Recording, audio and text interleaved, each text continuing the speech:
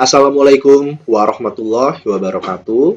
Bersama saya Romi Muhammad Ramdhani pada materi kali ini di kuliah online mengenai anti korupsi. Apa itu korupsi? Bagaimana mencegahnya? Pengaturan hukumnya seperti apa saja? Nah, itu yang akan dimulai. Baik, akan saya awali dari pembahasan mengenai pengertian.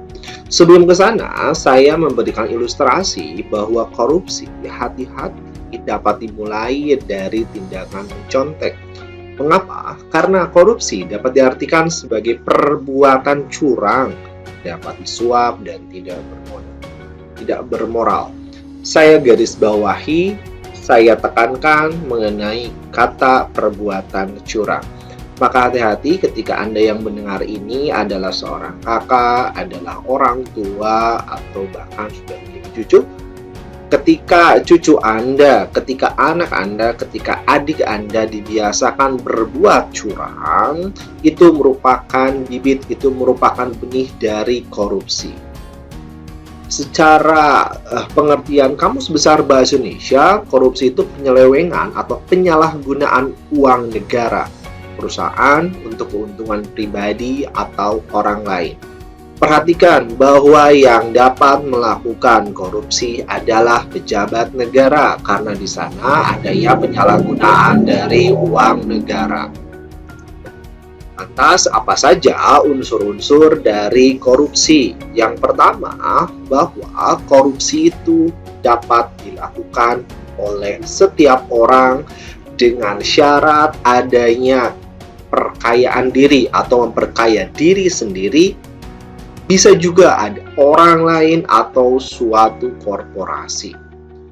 Setelah ada yang bertambah kaya, adanya kerugian dari keuangan negara atau perekonomian negara, dan semua itu dilakukan tentu saja dengan melawan hukum. Seandainya unsur-unsur yang dibacakan oleh saya tidak ada atau nanti tidak terbukti, maka itu bukanlah merupakan tindak pidana korupsi. Penekanannya juga adalah pelaku, yaitu korporasi ataupun orang perorangan.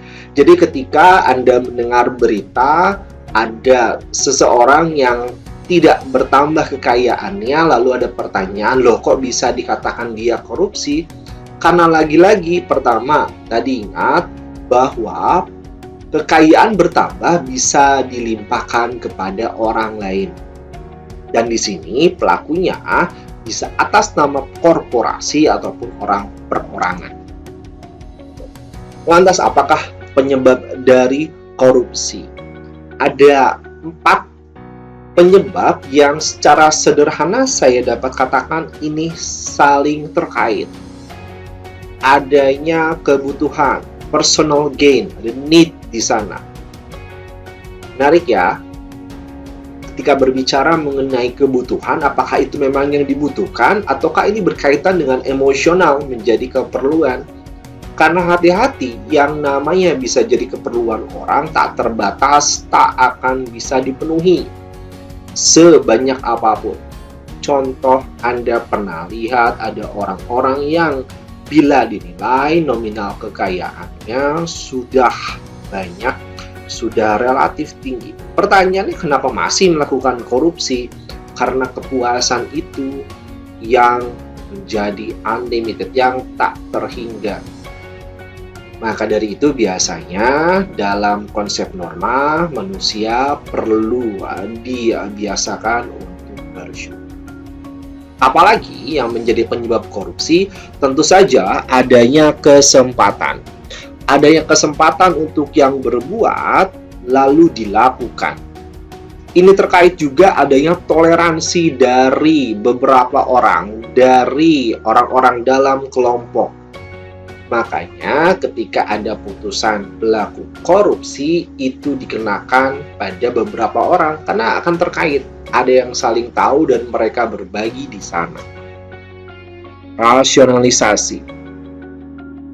Secara sederhana, saya mengartikan bahwa rasionalisasi terkait dengan adanya penerimaan dan toleransi dari orang-orang, misal berkata, ini sudah biasa, wajar kok. Nah, ini hati-hati. ada batasan yang dilanggar. Lantas apa batasannya? Secara sederhana dari slide yang sudah saya buka adalah unsur-unsur korupsi yang itu dilanggar. Maka hati. Ada 6 fokus kegiatan strategi nasional pencegahan dan pemberantasan dari korupsi. Yang pertama, bagaimana pendidikan dan budaya anti korupsi, pencegahannya. Ini bagi saya sungguh langkah preventif yang penting. Mengapa? Kita paham bahwa masa depan dari sebuah negara, sebuah bangsa dipegang oleh anak mudanya, generasi mudanya. Maka generasi mudalah yang perlu dididik dengan optimal. Maka dari itu, pendidikan dan budaya anti korupsi menjadi penting. Hati-hati, bukan sekedar teori, bukan sekedar pengajaran. Ketika adanya pendidikan dan budaya anti korupsi itu perlu diberikan keteladanan oleh para pendidiknya, oleh para tokoh yang memberikan ilmunya. Karena ilmu itu akan menyebar dan dapat dirasakan oleh peserta didik. Hal sederhana saja ketika misal ada guru, ada dosen yang menjelaskan materi tentang kesehatan, berkata bahwa dilarang merokok, tapi di satu sisi muridnya paham bahwa muridnya melakukan atau misalnya merokok. Maka saran-saran yang akan diberikan, saran-saran yang diberikan oleh dosen atau guru itu akan menjadi tanda tanya dan bisa jadi untuk dilanggar. Fokus yang kedua adalah penegakan hukum. Penegakan hukum dari gambar yang ditampilkan di sini bahwa modal semangat saja tidak cukup. Ada 3 pondasi dasar dari penegakan hukum. Yang pertama adalah substansi hukum. Substansi hukum terkait erat dengan aturan yang ada tidak aturannya. Kemudian yang kedua adanya struktur hukum, merupakan orang-orang yang melakukan penegakan hukum, misalnya kepolisian kah, kejaksaan kah, ada orang-orangnya. Yang ketiga adanya budaya hukum, bagaimana mental ataupun budaya dari orang-orang terkait untuk penegakan hukum terkait merespon aturan. 3 hal ini akan mengakibatkan hukum di semua negara akan tegak, bukan hanya Indonesia. Seandainya ada celah di salah satu, maka pilar tersebut tentu saja akan menjadi roboh. Yang ketiga adalah harmonisasi peraturan perundang-undangan. Tentang dasar hukum, tentang aturan, nanti akan dikemukakan di slide selanjutnya. Saya kemukakan apa yang menjadi hukum positif ataupun dasar hukum mengenai korupsi. Selanjutnya, kerjasama internasional dan penyelamatan aset tipikor. Bagaimana adanya kerjasama lembaga-lembaga yang dipercaya, koordinasi, komunikasinya untuk penyelamatan aset tipikor. Yang terpenting selanjutnya adalah bagaimana mekanisme pelaporan, pelaksanaan pemberantasan korupsi. Ini saya beri contoh bagaimana ditemukan untuk melaporkan, bisa jadi nanti nomor kontak dan lainnya berbeda, di-update saja. Saya kira nanti ada nomor-nomor atau tempat yang dapat menerima laporan. Selanjutnya akan dibahas mengenai Komisi Pemberantasan Korupsi, KPK. Hal yang perlu dilakukan dalam pemberantasan korupsi ialah tindakan tegas dan tanpa diskriminasi. Tentu saja, diakibatkan ketika adanya pelanggaran, wasit dapat jadi melakukan langsung kartu merah. Penerapan asas praduga tak bersalah, the presumption of innocence. Maksudnya, ketika adanya terdakwa, tentu saja ini tetap perlu dilindungi bahwa yang bersangkutan selama belum adanya putusan pengadilan tak bisa dikatakan bersalah. Perlu berjalannya terlebih dahulu pembuktian. Lantas ada pembuktian terbalik.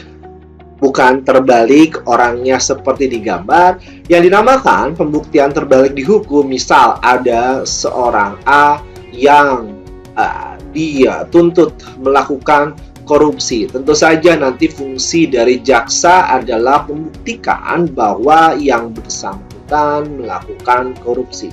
Pada sisi lain, yang namanya pembuktian terbalik, terdakwa membuktikan bahwa bukan atau tidak, saya tak melakukan korupsi.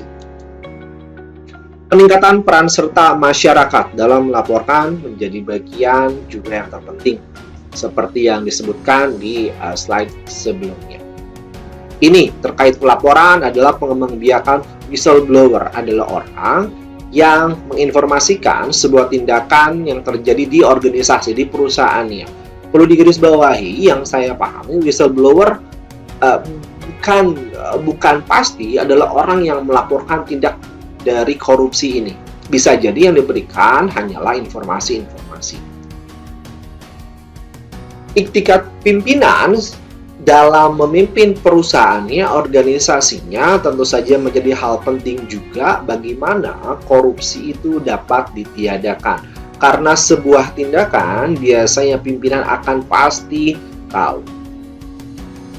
Beberapa ketentuan untuk mencegah dan memberantas korupsi. Apa saja? Ini dia dikatakan yang mekanisme dari aturan. Maksud saya peraturan perundang-undangan yang telah diucapkan di slide sebelumnya. Dari mulai yang tahun lumayan lampau sampai yang terakhir, saya kira sudah saya masukkan semua dasar hukumnya tentang korupsi ada di sini. Sinergi, ini pentingnya. Bagaimana aturan ini saling dukung, saling sinergi dari pemaparan unsur yang dipenuhi untuk korupsi sampai dengan sanksi. Lantas bagaimana saran saya pribadi untuk meminimalisir korupsi, untuk meniadakan kecurangan? Saran dari saya adalah sadari siapa pencipta kita. Saran dari saya lebih ke sisi spiritual, di mana ketika menyadari siapa pencipta kita, membangkitkan kesadaran anti korupsi. Mengapa bisa hal ini terjadi ketika lebih menyadari siapa pencipta, membangkitkan kesadaran anti korupsi? Ketika ada langkah berusaha menyadari siapa pencipta kita, kita akan berusaha memahami siapa diri kita. Mengapa alasan kita diciptakan? Sehingga akan berujung kepada ada Sang Maha Pencipta menciptakan manusia, menciptakan diri kita. Pertanyaannya, untuk tugas apa? Yang saya yakini ketika kita semua diberkahi menjadi manusia pada kehidupan ini, bukankah ada sebuah tugas yang dititipkan kepada kita sebagai wakilnya di bumi? Kita bersyukur dilahirkan manusia, katakanlah bukan binatang, bukan tumbuhan hijau, tapi manusia. Pertanyaannya, titipan tugasnya apa? Karena dalam galaksi yang begitu luas, dalam alam semesta yang mengembang, apakah yang perlu kita lakukan untuk melakukan pekerjaan dengan banyak berkas? Saya kira lebih dari itu. Lebih dari itu, tugas yang dititipkan dari Tuhan kepada kita, kepada setiap dari kita, karena setiap kita adalah din. Maka ketika dititipan tugas, apakah harus dilakukan dengan kecurangan? Itu yang perlu kita renungkan. Itu dia pendengar online kuliah dari Romi Muhammad Ramdhani, bahasan mengenai anti korupsi, semoga membawa pencerahan tersendiri. Saya pamit. Wassalamualaikum warahmatullahi wabarakatuh.